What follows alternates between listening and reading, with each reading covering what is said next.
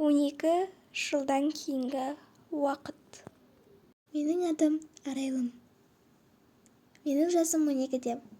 Мен осы жетімдер үйінде 12 жыл бойы өсіп-өніп келемін. Мен тәрбиешімді өте қатты жақсы көремін. Ол менің көңіл күйімді әр күні көтереді. Және де мен өз достарымды да қатты жақсы көремін. Себебі олар менімен күшті ойнап, маған әртүрлі көңіл күй сыйлайды. Мен бұл жерден кеткім келмейді, және де тәрбиешім мен достарымды тастағым келмейді. Және де мен өз анамды іздеп тапқым келеді. Не себеппен олар мені осы жетімдер үйінде тастап кетті екен? Арайлым, және де тағы басқа балалар, сендердің араларындағы біреуді алып кетпекші болып тұр. Жарайды, мына қағазымды салып келейінші. Жақсы, ана жаққа барып тұрыңдар, мен сендерді таныстырамын. Сәлеметсіңдер ме, балалар? Сәлеметсіз бе? Бұл жерде басқа балалар әлі келмеді ғой, иә? Иә. Жақсы. Бірақ мен басқа балаларды көрмесем де, сен маған өте қатты ұнап тұрсың. Мен сені алып кетем. Жасың қаншада? Жоқ, бұлай істемеңізші. Менің жасым 12-де. Маған лайықты екенсің. Өтініш, мен сені алып кетемін. Әрине, біліп тұрмын, сен достарыңды, тәрбиешіңді қимай тұрғаныңды. Бірақ мен бәрібір де сені алып кетемін. Тәрбиеші, енді тәрбиеші. Арайлым, өтініш, жыламашы. Тәрбиеші, мына Арайлымның маған документтерін берсеңіз, мен бұл қызды асырап алатын едім. Жақсы, Айнара ханым, қазір сізге оның документтерін беретін боламын. Енді бұл қызға жақсы қарайсыз деген үміттемін. Арайлым, өтініш, кешірші. Сен лайықтысың. Сен бару керексің. Сенің ата-анаң болу керек. Сен ертең бәрібір жалғыз кетесің. Мен де сені жақсы көрем. Болды, жылама. Жақсы, тәрбиеші. Мен бұл қызды жақсы қараймын. Ешқашан ұрыспаймын және қолымды да көтермеймін. Жақсы, онда мен Арайлымды алып кетем. Арайлым, жүре ғой. Мен киімдерімді жинап достарыммен қоштасып алсам бола ма? Әрине, бара ғой. Мен сені осы жерде күтемін. Шын ба? Әрине. Рахмет. Достар. Бұл қызды достарынан қимай тұрмын. Әрине, ол өз отбасын табу керек. Мен де жетімдер үйінде өстім. Менің таза күнімді көріп тұр екен. Өзімнің кішкене сәбиімнен айырылғаным өте жаман ауыр тиді. Атын Арайлым деп қойғым келіп еді. Жақсы. Енді Арайлым, болдың ба? Иә, болған. Сау болыңдар, достар. Сау болыңдар. Тезірек келе ғой. Тезірек барайық. Жүре ғой. Тәрбиеші, рахмет. Біз кетіп бара жатырмыз. Жүре ғой. Тез арада көлікке мініп, үйімізге барайық. Мынау кімнің көлігі? Әрине, менің. Әдемі екен. Рахмет. Жақсы, енді үйімізге барайық. Ал мен бір сұрақ қойсам бола ма? Әрине. Менің әкем бар ма?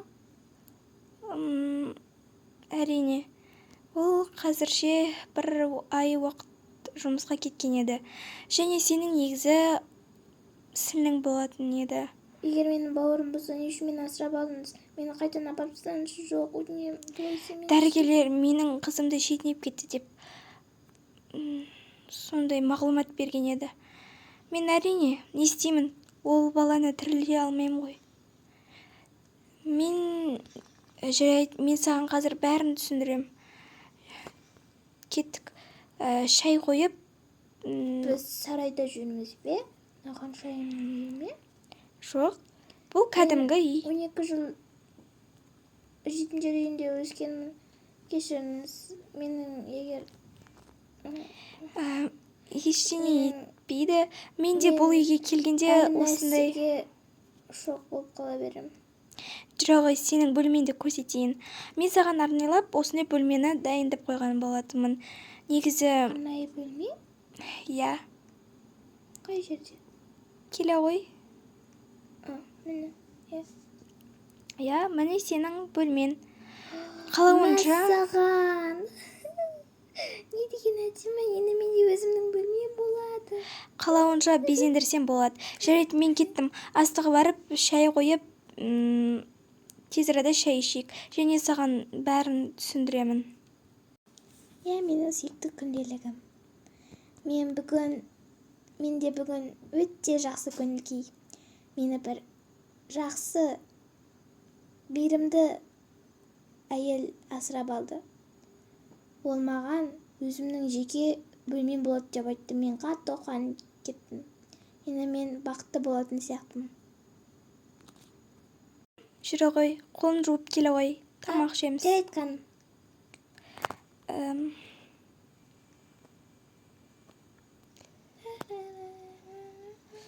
Неге мені ханым дейді екен? Мен оған бәрін түсіндірейін. Жақсы. Тамақ дайын ба? Әрине, мінекей. Маған тәрбиешім айтқан еді. Айта ғой.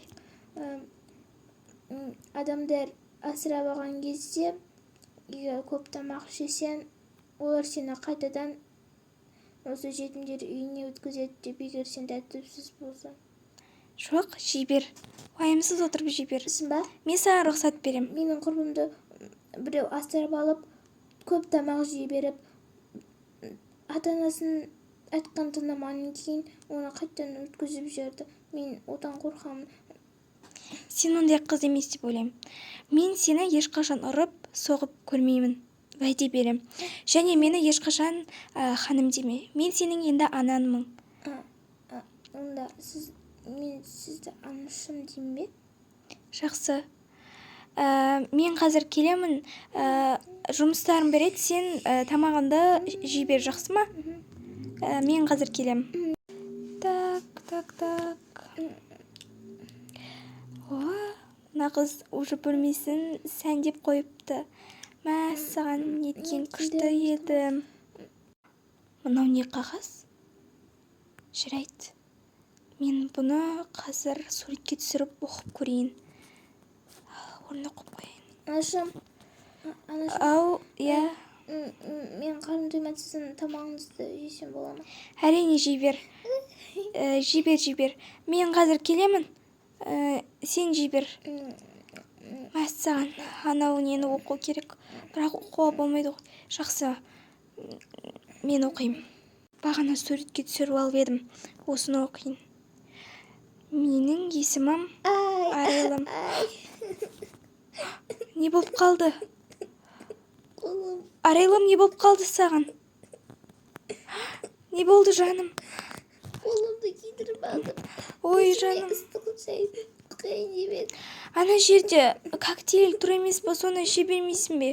Қалды. Қолың қатты күйіп тұр ма? Иә. Келе ғой. Мен сені көтеріп алайын. Жылама болды, жылама. Так. Біз дәрігерге барамыз ғой, мен қорқамын дәрігерден. Жоқ, мен дәрігер болғанмын. Онда жақсы екен, бірақ сіз маған Келе ғой. укол салмайсыз деген айтамын. Ол жай ғана қолдың киюі. Саған қазір тек қана лейкопластырь жабыстырамыз. Жарайды, келе ғой. Ал мінекей жабыстырып болдық. Иә, қазір мен мына жақта тұрған қағазым не үшін артқы неге көшіп кеткен? Сен өзің қойдың емес пе? Жоқ, мен мынаның үстіне қойған едім ғой. Жарайды, мен кеттім. Тез арада дастарханды жинап жатайық. Ой, мына қыз білейін деп қалды ғой. Жарайды, ештеңе етпес. Бәрін жинап болдым. Анашым, Ау? мен енді мектепке баратын болам ба? Сен үйде оқысан да болады. Үйде оқи берейінші. Жақсы. Мен бір күні мені тәрбиеші мектепке жазып, мені барлығы буллингтап мені мазақтады. жарайды, кеттік. Мен мұғаліміне айтып қойғам, ертең сағат асында келіп, сағат 9-да келуі мүмкін. Енді сен үйренетін боласың. Жарайды, ерте жата ғой, саған ерте тұру керек. Бара ғой, қайлы түн. Қайырлы түн. Енді мына нені оқу керек. Мына қаратайын. Так. Ұмысым, Не болды? маған көрпеше бересіз бе? Жоқ, сол жерде тұр. Жоқ, бересіз бе? Жақсы. Мінекей, ала ғой. Рахмет. Давай, қайлы түн. Астыңғы этаждағы светтерді өшіріп келейін. Енді мына қыздың несін оқу керек болды ғой. Не деп жазылған екен, маған қызық болып тұр. Мүмкін өз анасын іздегісі келетін шығар. Айтпақшы, документтерінде қарап көру керек, бәрі дұрыс па деп. Әйтпесе дұрыс болмаса, ол менің қызым болмайды. Так что бәрін қарап көру керек. Бірақ мына хат маған қатты қызық болып тұр. Осы хатты оқып көрейінші. Так, қайда оқысам болады екен? Мінекей. Енді осы жерде оқысам болады. Так, менің есімім Арелым. Менің жасым 12-де. Мен жетімдер үйінде өскенмін. Және мен өз ата-анамды тапқым келеді. Және мен тәрбиешімді және достарымды қимаймын. Егер де мені біреу асырап алса, не болатынын білмеймін. Ол мені жақтыртпай, қайтадан өткізіп тастауы мүмкін ғой. Сондықтан мен қатты қорқам. Мен бұл қызды асырап алғаным жақсы болды. Ата-анасын тапқысы келетін. Мен де баяқты тапқым келетін. Бірақ бәрібір де таппадым.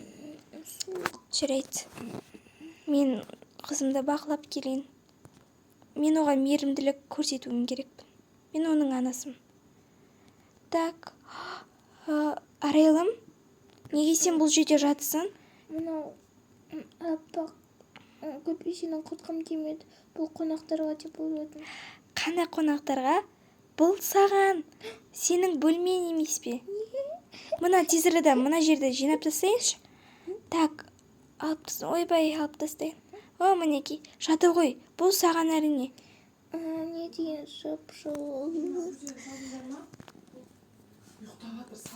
Қайлы түн. Так, достар, артқа достарға бермейміз деген сияқты. Енді мен мына қыздың документтерін қарау керекпін. Так, ұйықтап қалған шығар деген ойдамын енді. Так, енді қарап көрейін. Ой, кім жүріп жатыр? Арелым шығар. Жарайды. Енді мен қарап көру керекпін. Так, қыздың есімі Арелым. 2012 жылы туылған және туған күні марттың 9-ы. Қыздар мейрамынан кейінгі болатын туған күн екен. Жақсы. Ал қызды асырап алушы Айнара. Туған анасының есімі жазылған, есімі Айнара. Ал қызды асырап алушының есімі мен фамилиясы Сөлдібай Айнара. Ал туған анасы Сөлдібай Айнара. Бұл сонда қалай болғаны? Мен дым түсінбедім. Сонда бұл менің туған қызым ба? Мен оның анық-қанығын бәрін білуім керек. Мен оның туған анасын іздеп табам деп ойладым ғой. Жақсы, таң атыпты. Жарайды, оятпай қойыншы. Бүгін мұғалім келмей қойсын. Мен онымен жақсылап сөйлесуім керек. Не істесем болады? Жоқ, Айнара, көңіл күйіңді көтер. Бұл жерде туған анасы Сөлдібай Айнара деп тұр. Бірақ қалай? Мен туған қызымның есімін Арелым деп қойғым келіп еді ғой. Бірақ дәрігерлер шанс жоқ деді.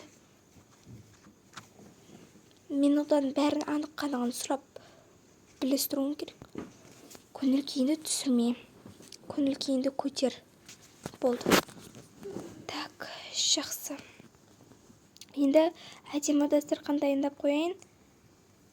Жазым болып қапты ғой. Так, күшті таңғы ас дайындап қоюым керек.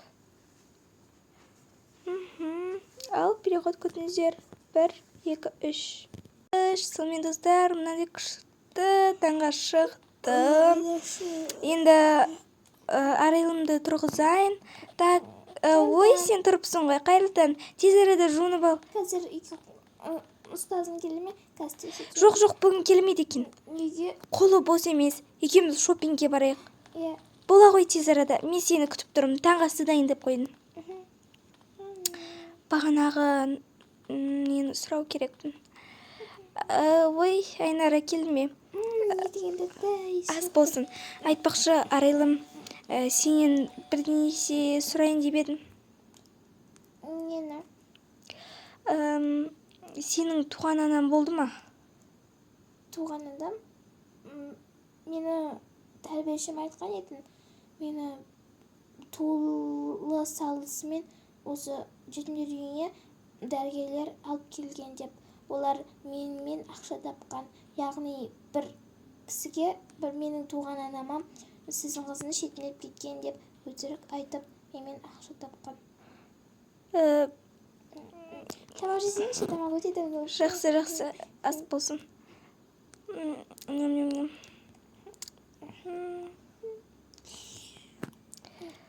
Ал достар, сіздерге біздің видеомыз ұнаса, біздің каналға тіркеліп, лайк басып, комментарий жазуды ұмытпаңыздар. Ал сонымен біз видеомызды аяқтаймыз. Бұл видеоның үшінші часті бар. И всем пока!